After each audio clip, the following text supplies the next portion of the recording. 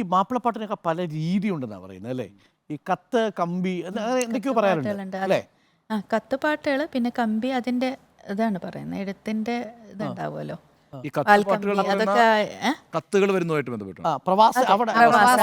അത് എസ്.എ. ജമീൽ, നിലമ്പൂർ തന്നെയാണ് കത്തുപാട്ടുകൾ.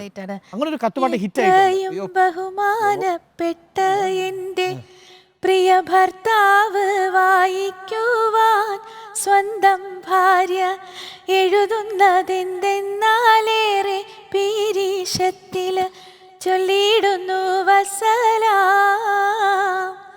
ഞങ്ങൾക്കെല്ലാം സുഖമാണിവിടെ എന്ന് തന്നെ എഴുതിടട്ടെ. മാറുനാട്ടിൽ നിങ്ങൾക്കും അതിലേറെ ക്ഷേമമാണെന്ന് കരുതി സന്തോഷിക്കട്ടെ.